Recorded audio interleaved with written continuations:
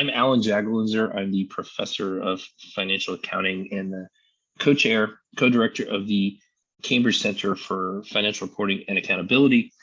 I'm working with colleagues around the world to create shared learning around disinformation with the Cambridge Disinformation Summit, which is in-person meetings to be held in the summer of 2023 with webinars monthly.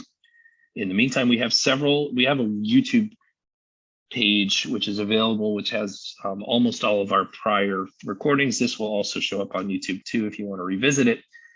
Today, we're going to introduce our speaker in a few minutes, talking about disinformation for profit, which is the dark business behind disinformation. It's getting at who are the actors in the disinformation industry, and we'll discuss that in a few minutes. I'm joined today by one of my MBA students, Jorge Velasquez Azoños, who is very interested in this. There's a small cohort of Cambridge MBA students who've been collaborating to bring this series to you, and they are very interested in. And Jorge and I will co-moderate the discussion. And for those in the audience, if you have any questions, feel free to chat in the Q&A. There's a special Q&A box. Fire off your questions and we'll facilitate those to our speaker, and we'll try to get in as many as we can. We should have plenty of time for that. The purpose, as I mentioned earlier, is to try to bring information about disinformation. I view disinformation personally as the core accelerant to virtually every malignant societal issue in the world. And I see what it's been doing as far as damaging institutions and harming society, creating war, creating conflict, polarizing societies, things like that. So I thought it would be interesting to convene a group of scholars across discipline to try to learn from each other and share learning. And that was the idea behind this. Not to mention any specific names, but there's a whole series of folks who are very committed to bringing this learning together, including professors in psychiatry, psychology, political science, management. We've got journalism professors and practice partners. RAND Corporation, BBC is involved, multiple universities around the world. So this is a collective effort to try to get our heads around disinformation and to try to facilitate more learning out for the public, which is why almost all of these sessions are public as well. Today, without further ado, we are joined by a colleague who is now one of our research affiliates in our Center for Financial Reporting and Accountability. And I want to introduce Dr. Emma Briant, who, among other things, and you're going to get into a list because I'm going to ask you to articulate that list for us, Emma, but testified in front of UK Parliament, EU Parliament, Canadian Parliament, United States Congress about disinformation practice. And it's probably best known, at least to me, and how I found you originally, was on your work for helping unravel the Cambridge Analytica issues, which led into my understanding of Brexit and some political forces in the United States, and advising the Netflix documentary, The Great Hack. I know there's a lot more to it there, so I thought I would lead off and ask, can you give us some color? First of all, welcome, and can you give us some color about what it is you're doing and how you got involved with that? And then we'll do some round the table sharing of questions. So welcome, Ella. Oh, I think I muted you. Emma, I muted you, so go ahead and unmute, please. Thank you so much, Alan. I really appreciate the introduction and the chance to share a little bit more. And I'm really grateful to be here with you all. I'm just gonna I think I will share some slides because I think they'll help me to just sort of explain a little bit about myself and what's been happening. Am I enabled to? Yes, okay, looks like it. Thank you. So disinformation for profit, here we go. So yeah, I have a little bit about me. I started kind of working in this area, looking at propaganda and what governments do specifically during the war on terror. And I did my PhD on that subject, which was underpinned my book, Propaganda and Counterterrorism, Strategies for Global Change. And I've also looked at kind of political campaigns and how propaganda has been used for for instance, othering and very negative and hateful campaigns against refugees, and how, you know, the media's wider role as well, because you can't look only at propaganda without also considering the media it gets carried and filtered through, and its role and responsibilities. But the particular research on Cambridge Analytica came out of the work that I was doing researching defense propaganda. And I was doing interviews during my research in the US as well as in the UK with intelligence agencies, militaries, but also the private firms that they contract. And one of those private firms has now become rather notorious.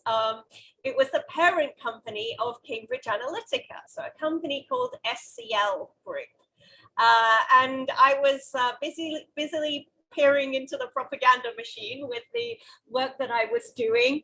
While, you know, I think they were I was mostly interviewing them about counterterrorism campaigns that they work for the State Department and for NATO and so on.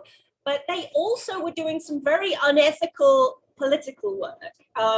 And they were trying to expand on that. And as the war on terror drew down, the contracts started to dry up. So the defense contracts that made them so profitable, then, you know, the business shifted over and they began working more and more in politics. This wasn't always a sideline for them, but it became, you know, the primary driver of like, well, we need to expand. And they wanted to expand because they were conservative, Eton kind of schoolboys who wanted to support right-wing politics. They ended up making networks into Republican politics in the United States. And of course, we know the story by now, I hope, of how they misused data. And then, you know, obviously based upon Facebook profiles that they'd obtained, they were working to try to influence audiences for then candidate Donald Trump in the elections in 2016. So this was when I started to get really interested in their political work. Then, you know, the Brexit campaign that they had been involved in too. And I started to, you know, I realized that this company that I had been talking to about their work on defense propaganda had sort of got this sideline going on, and I had really good access to research this. So I expanded what I was doing, and I decided I was going to look at political campaigns. I was looking at, you know, US politics, but also looking at Brexit and other campaigns all around the world that they were working on. And I got amazing interviews where they really just, you know, shared all sorts of really shocking insights into it.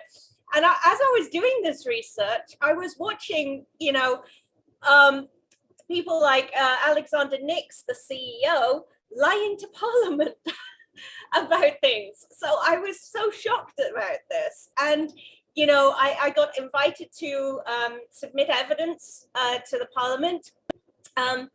And, you know, I mean, obviously it was an important thing to do. I ended up, you know, I had to talk to the university, obviously, before that and make sure that the ethics committee and everybody was in approval. But it was a really, you know, important but scary thing to do. And I ended up getting death threats and, you know, attacked by private firms that and actors that are really very well funded. You get targeted by, you know, really disturbing and upsetting kind of concerning people who aren't who they say they are. When things like this happen, you know, you become a target. And that was something that, I don't know, you worry that you know, that there's going to be pushback and results, but you don't necessarily know how those are going to materialize. So the unfolding, you know, experience of this, I think, was something so dramatic and transformative in my career. such that I don't even feel like it almost stayed like a research project that you can encompass into a paper anymore. It became my life, and a very destabilized kind of experience of it. But I think that gave me some insights into how the industry worked that you could never get by, not living them. These are companies that, when they are feeling threatened, will hire intelligence firms, will hire, really quite aggressive actors to try to push back against critics. And when you start to expose the truth behind the propaganda machine, you become a part of the campaign that they're targeting. So that was a really interesting dynamic of it as well. So as you can see, I submitted to lots of different investigations. In the end, I spoke in front of the European Parliament, and it's been really hard, but work that I'm proud of, and that has been really sort of how do you put it, not satisfying, because like I don't think anyone can be satisfied by any of this, but it makes me feel at least that I can do something in the middle of a crisis that was international and incredibly disturbing. When I think the truth came out about just how many people knew about this and how exploitative this was. I don't think a lot of people really realized the extent to which our data was being manipulated, and the incredibly unethical uses to which these platforms were being put. So I think that's something that's still unfolding. And I think Cambridge Analytica was a catalyst, this scandal, which we are still seeing unfold. I'll leave that there because I know you want to ask me more questions. Thank you, Emma. That was a great way of starting this conversation. And it's hard to know where to start, because it's such a big topic that I'm curious about everything. But on this more of a macro picture of the disinformation system, I really like a term that you used in one of your podcasts, that you say the privatization of propaganda, it being more of these smaller intelligence players that are continuously starting to grow, like Cambridge Analytica and many others. I wanted to see if you could share a little bit more of how you view that today, that you're in the zone, what's going on, and just curious on that. Yes, actually, if I may go back to my slides again, I think, could you still see them okay? I took them down because I thought we were going to get into Q&A, but go ahead and repost them. I'm sorry. Do you mind if I do? No, by all means, please. Yeah, sorry. I wasn't sure if we were going to be using them much, but I think this is helpful. So, we've seen, I think, a real expansion of, or a fragmentation, I think, as well as an expansion of the industry involved in influence operations in the last sort of 15 years or so. And a good way to think about this is if we think about the Manhattan Project. So the Manhattan Project was the project that gave birth to the atomic bomb, in the United States. And there was an awful lot of government investment that went into funding research and scientists all across the United States. And this was a project that was so highly sensitive and so important to keep secure from, leaking out to the Soviet Union, and who clearly would have wanted access to the information and so on, and as well as other actors and threats, that you had lots of different research groups all across America involved, and the project was decentralized. in order to protect it. So you have these different entities all doing a little piece of the overall massive project to create the atomic bomb. Now, propaganda has kind of become a bit like this, in the sense that, you know, in hybrid warfare, what we call hybrid warfare now, this change within the way that we fight, that essentially has decentralized conflict out into the private sector, into civil society. So we are fighting with and being targeted at the level of our whole society at this point. And so propaganda operations have also become decentralized. And a big part of this is also, you know, through industry. There is no, you know, Ministry for Information. And, you know, we now, more than even during the Cold War, it is all the way through our society. So we have this proliferation of companies that came out of counterterrorism and you know, also the intelligence operations that go on around the world. And these companies have privatized the whole industry around influence operations. And they're, because, you know, they need to also be able to make profits outside, or wish to make profits outside of what they do for our governments. They are, you know, selling those services to the highest bidder. That includes human rights abusers. It includes wealthy individuals. And, you know, this isn't just about advertising or disinformation. They might be partnering with intelligence firms like NSO Group, who you may have heard in the news. They make hacking software, and a tool called Pegasus, which is, you know, able to put spyware onto your phone and you have no idea it's there, and it can take over and read your messages, and it's very creepy. And this has been used to target journalists and all sorts of people. Now you can, if you have this, you can look for compromat that you can then use to either blackmail people or expose the information and so on. So different, when I talk about the Manhattan Project, the relevance comes in here, where you have these different actors who are all performing different types of functions within an overall campaign. And Cambridge Analytica, for instance, would be doing data operations, or they might be doing, you know, the whole full spectrum campaign. But there are a lot of the time many different actors involved.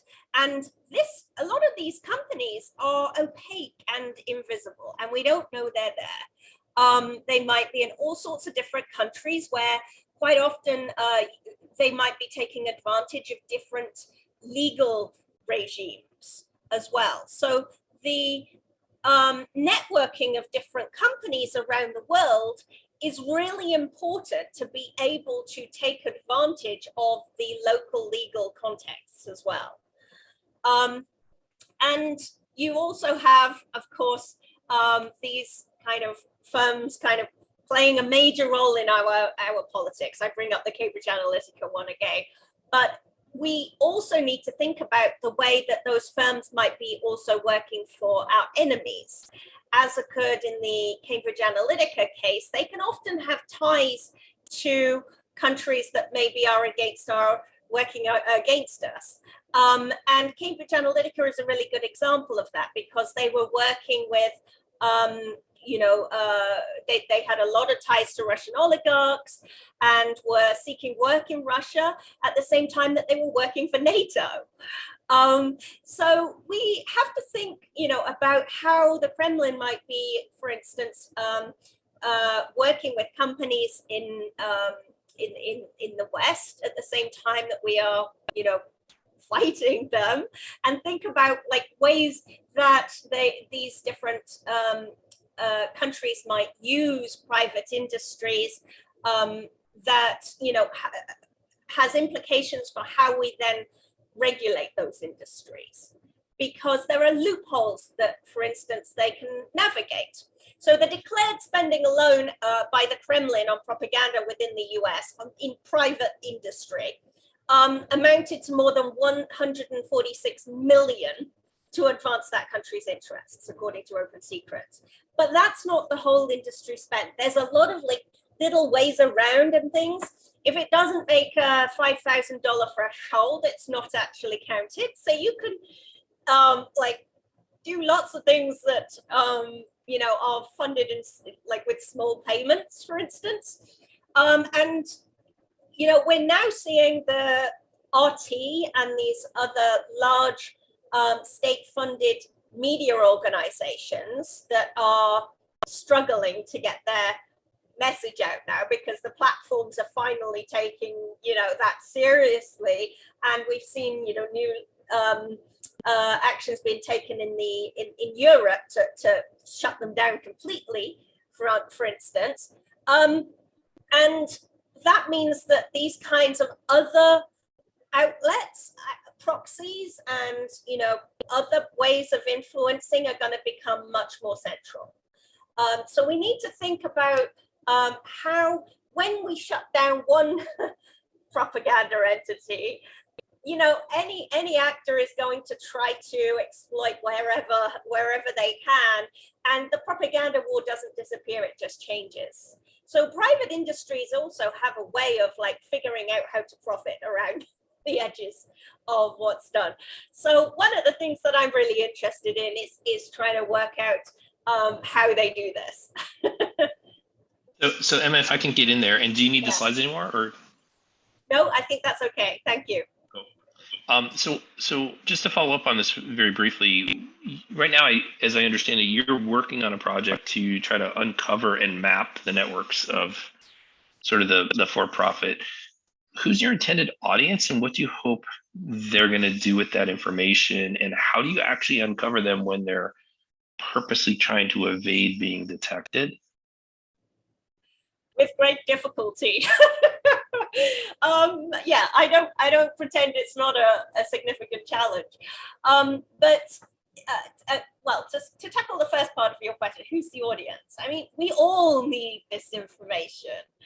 And, you know, so I'm hoping, you know, we're going to fuel a heck of a lot more journalism, so that, you know, journalists go out there, they use the database that I'm going to make available to them to research and identify companies to research, to feed into that database, so that like my reports and things like that can benefit from their data. But also, you know, in order to sort of inform the public about what's going on, because I think the public mostly saw this Cambridge Analytica scandal come out, and they see the occasional like NSO group in the news, or they'll see Black Cube, which was another one in the Harvey Weinstein case. And these, you know, stories are like big for a while and then, you know, disappear. And I think the problem is that we don't really have a handle on actually how much of this disinformation for sale is going on. You know, there's a big industry out there. Are they all unethical? Well, I wouldn't like to generalize. There's a lot of companies out there that are trying to actually raise awareness around these issues as well, and say, you know, like, we're offering a completely different business model, and we want to encourage that kind of thing.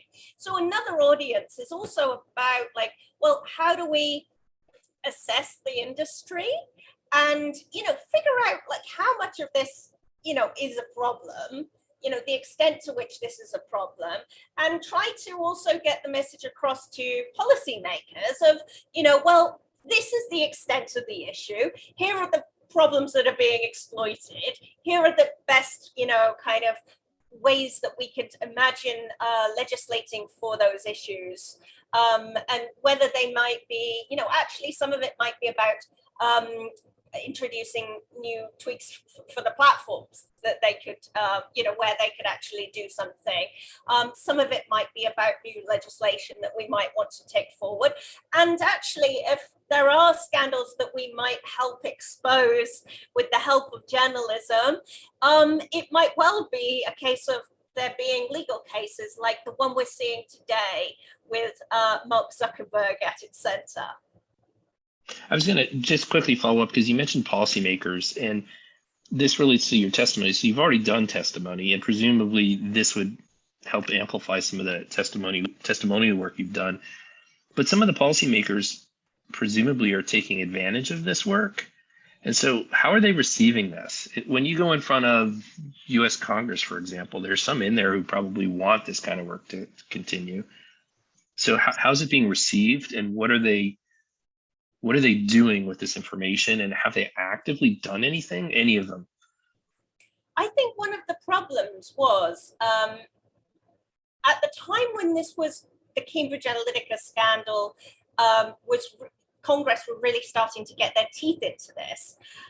We had the pandemic hit. Okay, so there were the cogs were moving, the ball was rolling, and then all of a sudden everything got thrown up into the air by the start of the pandemic.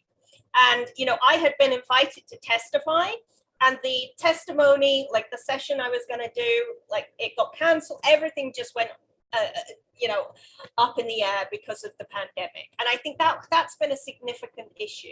It's not surprising to me that we're seeing things finally kicking into gear again 2 years later, and that's sad. It's a real shame because we should have been moving forward, and we would have done a lot more. But you can't really do anything about the fact that this pandemic happened. It's a natural catastrophe, and people's lives are at stake. So Congress has to focus on the most urgent thing at the time. We have had a big debate around, disinformation and the pandemic as well. So that shifted gear into this, and I don't think we've necessarily,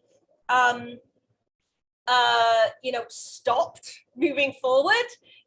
We've been talking about data rights around the pandemic as well, because we all have been forced into this situation of, digital dependency.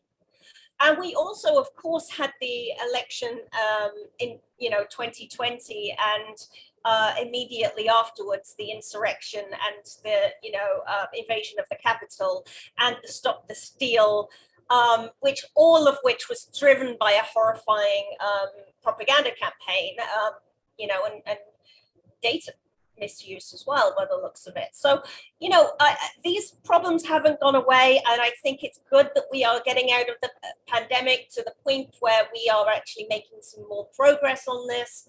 I think policymakers have acted, but I don't think they've been listening to the real experts on this industry. Okay, I think a lot of the focus has been, and understandably, on the platforms, so Facebook and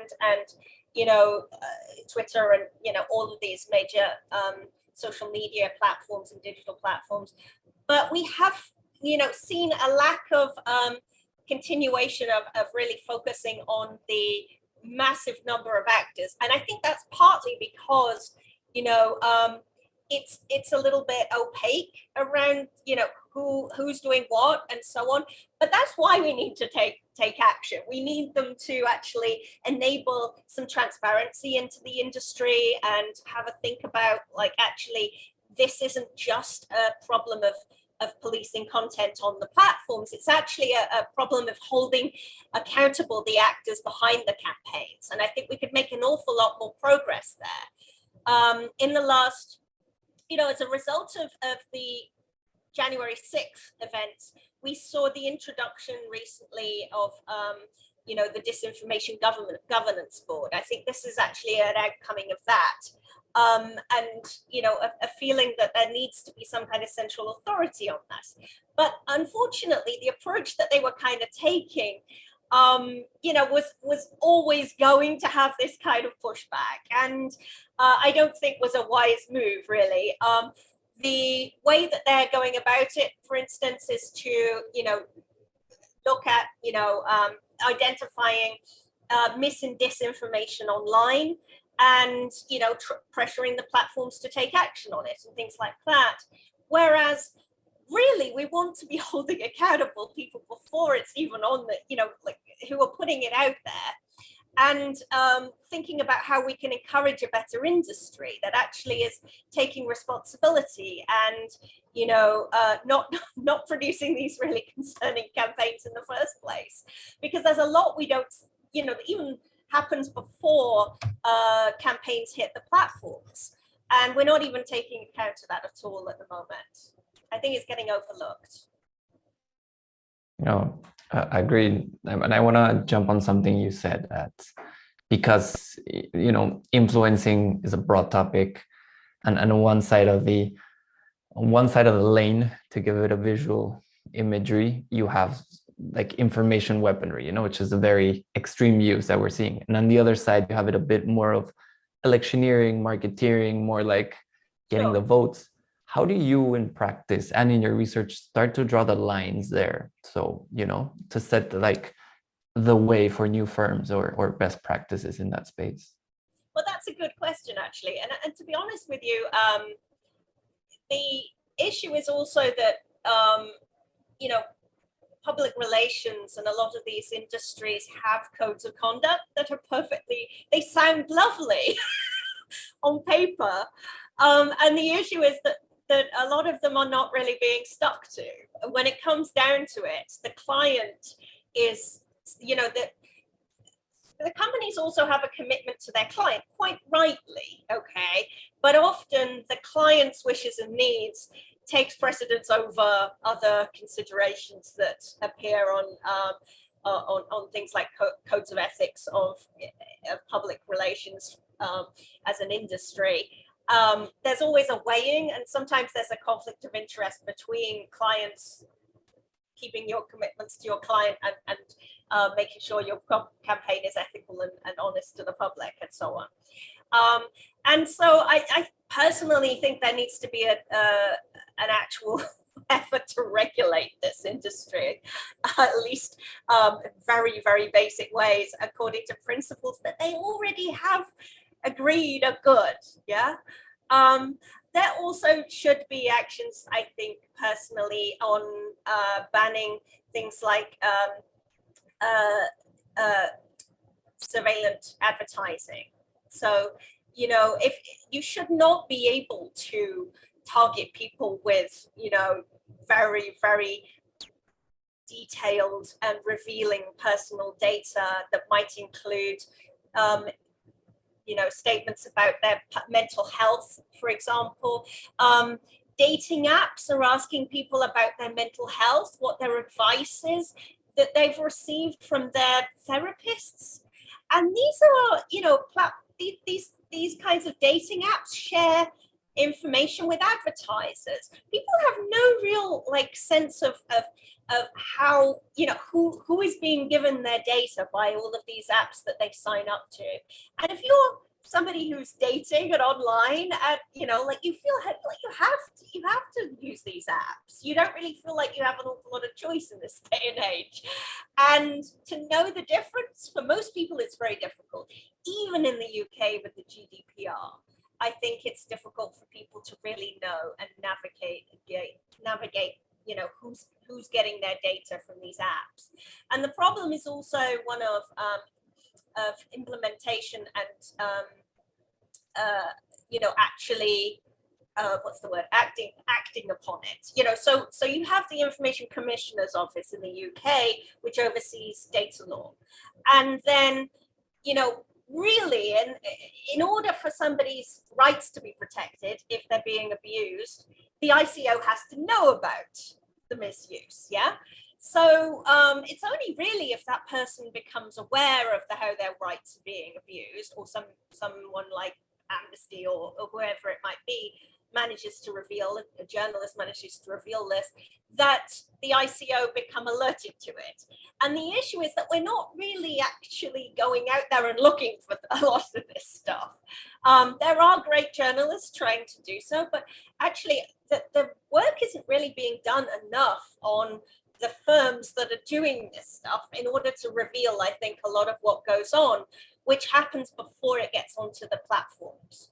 So there's two I like to think of it as a two-tier infrastructure. You've got the platforms which have really important, responsibilities as companies in this area, but you've also got like this substrata of all these kind of firms that I'm talking about: advertising firms, digital content creators, and data analytics firms of all kinds who are working on these kinds of campaigns. So Emma, what you mentioned regulation. What would that look like? And the reason I ask is, again, I think some of the actors involved are benefiting. So some of the people who might regulate are benefiting from these actors. You also have this situation, and one of our audience members was asking about it, where people are being threatened physically with physical harm or reputational harm for engaging them. And then, as you noted, also some of these actors are choosing to be in countries where the rules are lax. And finally, what we're seeing all over, particularly with some of the chaos agents in America, they're hiding behind the First Amendment or free speech rights. So when you say there should be regulation and that Congress or Parliament or somebody should be acting, do you have a sense for what would work, what would make difference, and how you could implement that so that it would actually affect behavioral change? I would like to see more effort going into looking at the actors behind the deliberate operations.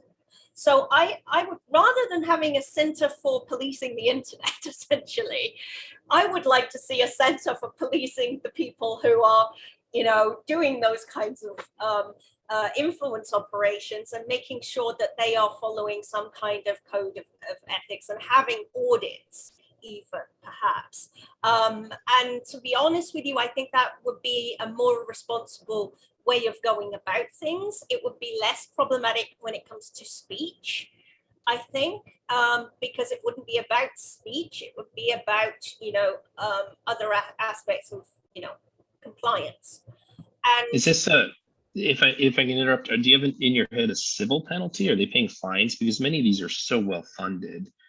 Well, if you're looking as well at the moment, this court case that's just been announced with the DC Attorney General's office, he's putting corporate responsibility on the CEO of Facebook on this. And this is actually a really important development, because I think we have not been, these CEOs have been escaping responsibility. And I think that needs to be an important element of this, is actually, understanding that there's a responsibility there for companies who are deliberately, doing these things and profiting out of them. And that takes us away from the issue of people getting things wrong and having, false views, and they've shared some thoughts about something on the internet and then it's been taken down, who may, be not terribly powerful actors. And, and that's not to say that we don't have a responsibility. We absolutely do, for not sharing falsehood, but that is in an entirely different kind of category and requires a different kind of response to deliberate, misleading campaigns that are highly funded with billions of dollars and so on. And I think we aren't taking this seriously enough. And so, that's why, just to close on that, that's why I'm wondering whether criminal penalties, because we see this in corporate, where you're dealing with, very wealthy people and you fine them $20 million, they don't care. Yeah, I know. I think, this is going to be something I'm actually looking at, like what policy options are possible and what are the best things, because it's a complicated, if you're talking about regulation, the scope for it, what's realistic, and making sure that you're not regulating in ways that are going to have bad pushback and consequences that aren't expected. It's a complex thing. So this is going to be one of the things that I'm wanting to do as an outcome of my project. I obviously have a lot of ideas already and things I want to push forward. I actually had conversations with Congress about a regulator for these companies. But I think they got so focused on Facebook, and the Facebook thing has been very complex. So I think they were moving forward that one thing at a time, because even that is taking a long time. But I think it's really important not to forget that this other side of it is there and needs to be explored properly. We haven't honestly got the data to be able to really say what needs to be done at the moment. And that's part of the problem. There's been studies done, but the data is unreliable that we have at the moment on the extent of different wrongdoing in this industry, whether it's disinformation, data misuse, other kinds of like unethical activities, and conflicts of interest, issues with financing and so on. But there are lots of levers already that can be used, such as what we're seeing with the FTC fraud, criminal liability and so on. That there are a lot of things you can do as long as you actually have access to information about what's going on. And the problem is a lot of this is opaque at the moment. Awesome, Emma. I have some questions here in the audience. We're not going to get into very specifics, otherwise we'd need a couple more hours or days to get into the depth of these comments. But one of the comments is asking about grassroots campaigns, and we're seeing this thread of, I like how you phrase it in some of your material. You say this like this artificial enemy that brings people together, and I just wanted to see, do you see this as a trend in most countries in their political agenda, or is this something you're looking at, or this is not on your I think you're talking agenda about populism, really, aren't you? And the kind of far right othering we've seen in some of the campaigns. So both in the United States, in Brexit campaign, these were all very similarly fueled by this kind of anxiety about those who were dominant in the culture losing control and dominance and the fear of kind of foreigners coming in and so on. We see that across Europe as well, and I think it's something that's been hugely exploited, both by domestic actors and by Russia and anybody who wants to destabilize your society actually is going to try to inflame these kinds of sentiments. And I think the rise in this is also linked to we need to not just think of propaganda as something existing just because people pay for it and create it. Yeah, it's also prompted by real world events. So we've seen in the last, since 2001, we've seen like huge numbers of refugees fleeing wars in the Middle East. We've seen climate change. We've seen man-made disasters, all sorts of things driving migration. And we're going to see more and more of this into the future. And we are seeing our societies clamping down on borders. Border issues become a bigger and bigger problem. And that means more pandering by politicians to, the kind of anxieties that people have around this. If you can, make people think that you are, strong on borders and immigration and so on, people will vote with their fears. And so there are lots of legacy racisms in our, cultures that are very easy to excite.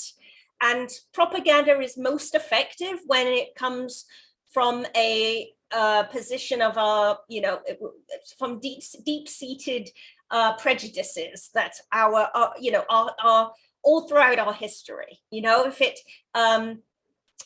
it's evoking our kind of nationalism and our histories and all of this kind of thing, national pride, it can be very powerful. And I think some cultures are more prone to that than others. In the UK in particular, we have, a history of colonialism and a real sort of dented national pride, because we were the Great Britain and the great power and so on, and we've fallen.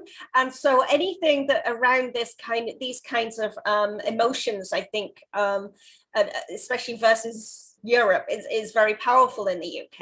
And you look at across Europe, there's a lot of these kinds of issues, and it's going to get worse. And what I'm seeing as well is in a situation of hybrid warfare, where you have like Russia and so on trying to fight with proxies within these countries and with the industries. Like I said, you have things like what happened with the border war with Poland, and the refugees that were being used as some kind of weapon to try to destabilize the Poland, but also the EU in general. And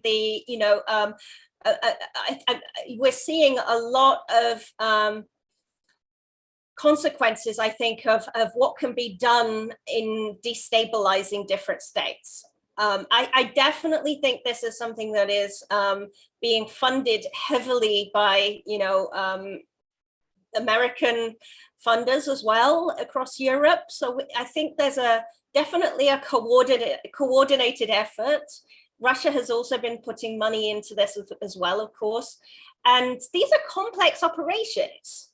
But we need to think about how to respond to them in a humanitarian way. At the moment, they're winning because they are forcing us into a position where we are reacting in a harsh way that then, of course, results in clashes within society and so on.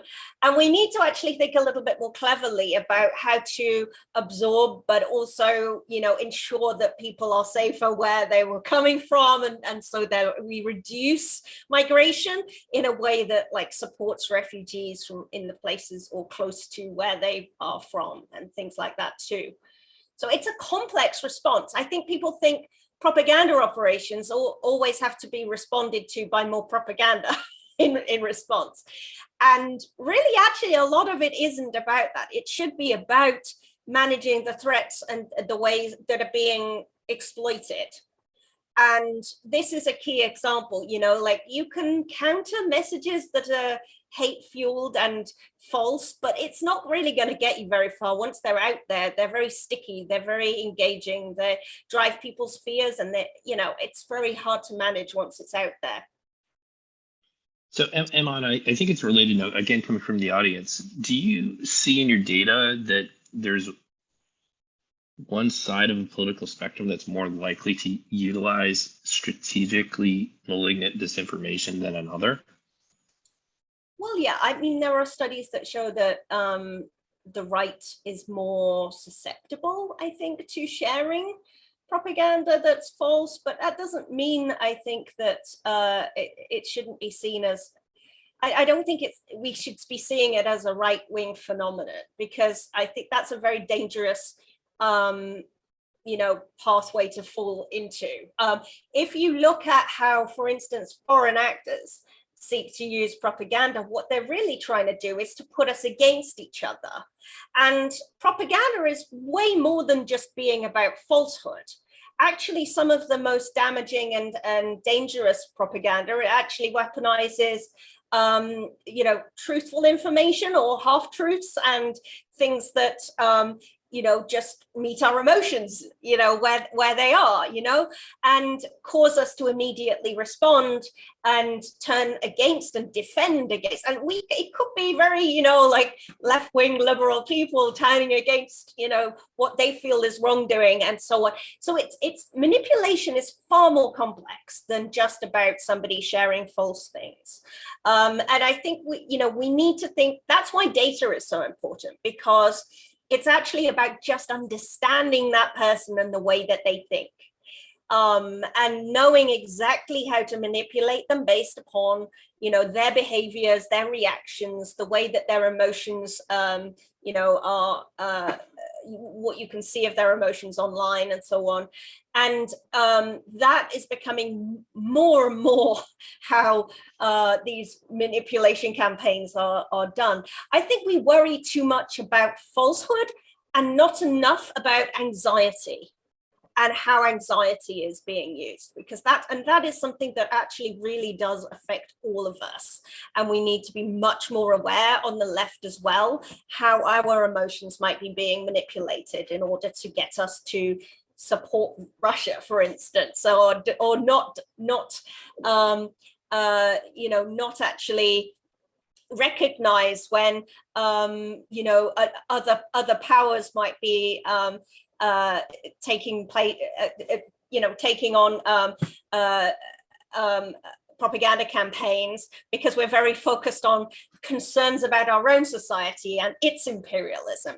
So in Ukraine, for example, we've seen a lot of people on the left sharing information that for them it feels very sticky. It feels very important that, like our society has lied in the past and may well be lying now, is the argument. And so there is a truthiness to the kind of information and an emotionality. They don't want to be the person to defend a country that they know they don't really fully trust. And I think there's this issue there of trust and paranoia, maybe a little bit, but about our emotions and our concerns about, making sure that we are with our in-group as well. So there's a lot more going on than just lies. And we need to be aware of all of that and how sophisticated it is. Thank you, Emma. Jumping it on a slight different tone, but I like how one of the audience members asked this question, so I'm going to read it plain out. It sounds like you've been at the receiving end of some particular horrible messages in your experience. How did you manage it from a personal care point of view and keep moving forward?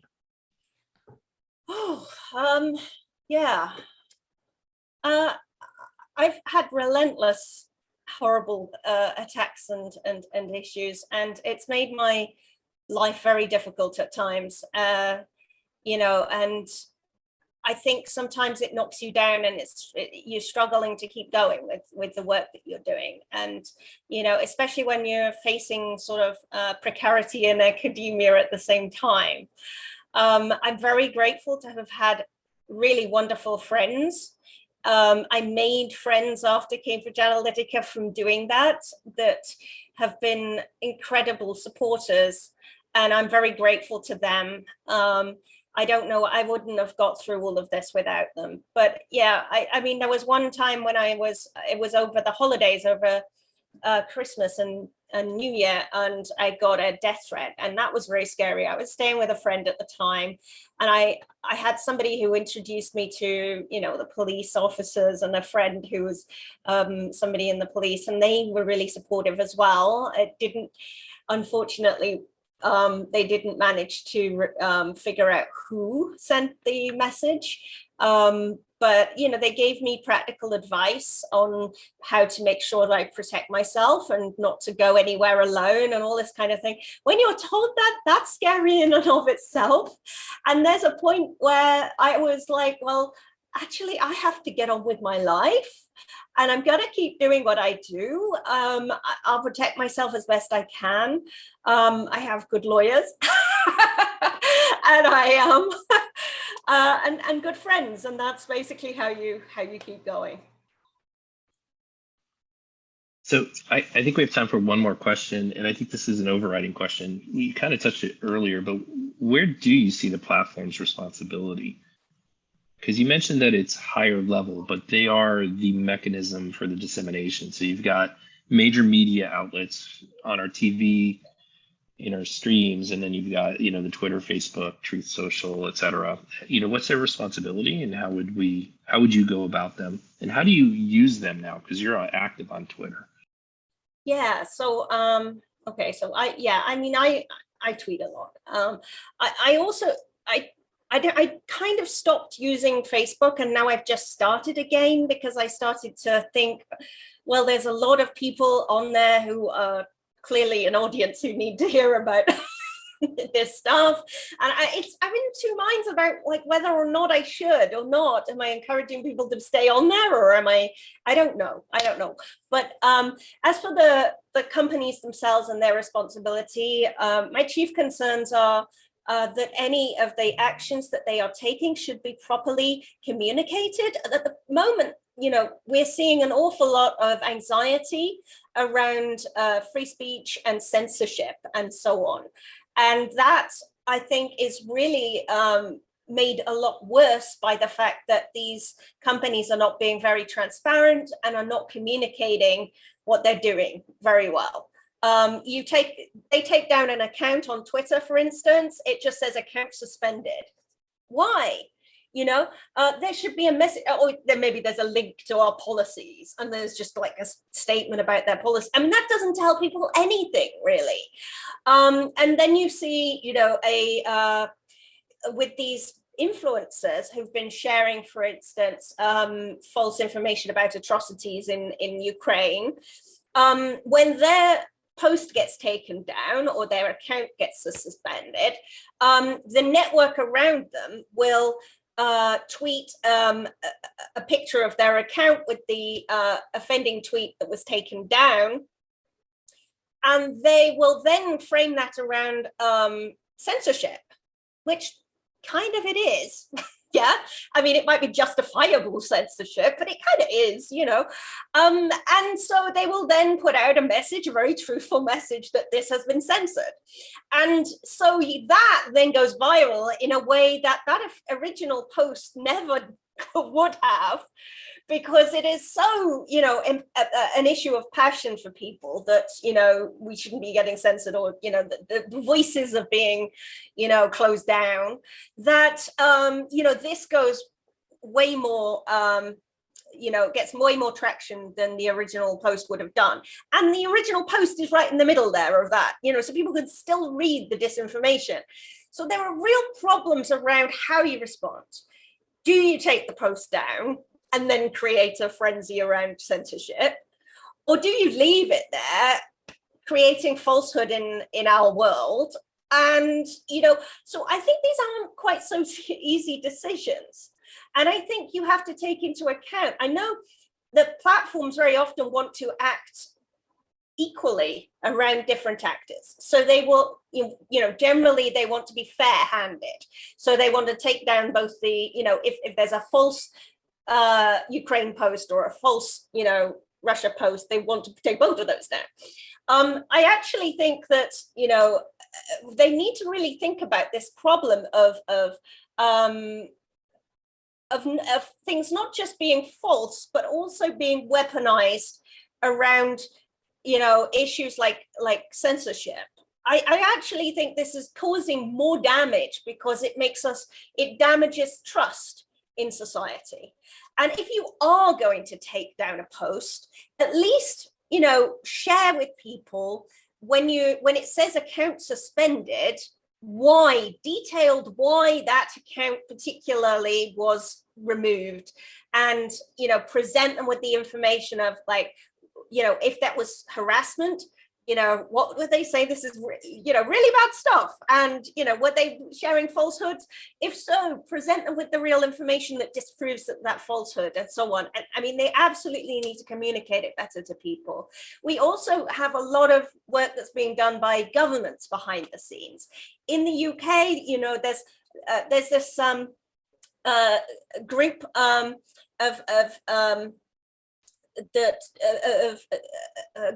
basically a counter-terrorism group where governments will meet with the platforms, and blanking on the name of it, but they meet with the platforms and they guide them on what to do about terrorist threats that might be taking place and so on, and make sure that actions are taken. Now, our representative in the UK in the Home Office, we're not even allowed to know who that person is that's meeting with the platforms and telling them to take things down. That doesn't inspire trust. I think it's really important that our governments are open to sharing with the public the processes that they are using to communicate to platforms around, what to take down and so on, and when are they acting and what. And, it doesn't mean that they need to give us every single detail if there's stuff that's like too sensitive, but basics like what is the role of the person, the rank, the title even of the person. It doesn't even have to be their name and their personal information, but we should know like what is the role of the person who's on that board. Apparently not allowed. So that there's a lot of failures of transparency that I think are feeding this problem of distrust and the anxiety that occurs around, censorship and government control. And I think there are probably real problems when it comes to, the extent of what governments should and shouldn't do. Like, these are real important questions. But they're also made a heck of a lot worse by not really even quite explaining what you're doing and why. So I think these are the most important issues around, the platforms, in my view, is the lack of transparency. If they're going to do something, we need to know why and what they're doing. And there's limited information at the moment. So I agree with you that transparency is inherent to any trust. And so I'm a huge transparency advocate. I'm going to cut off now because we're running out of time, but I genuinely appreciate your time, Emma, and we'll host you again. We'll have you in person as well. So thanks for joining us. And Jorge, thanks for helping coordinate and moderate the discussion. And thank you for the audience for attending. We normally announce our next webinar. We don't have it scheduled yet, but it will be on the topic of greenwashing, and it will be about the 3rd or 4th week of June. So stay tuned, and we'll post an announcement around that. Again, thank you everybody for joining. Emma, again, thank you for coming with us. And you are on Twitter. That's where I know you can be found. So, thank you so much. Okay, stay well, everybody, and let us know if you have any comments or questions, and I will post this to YouTube with your permission in a few days. Of course. Bye. Bye.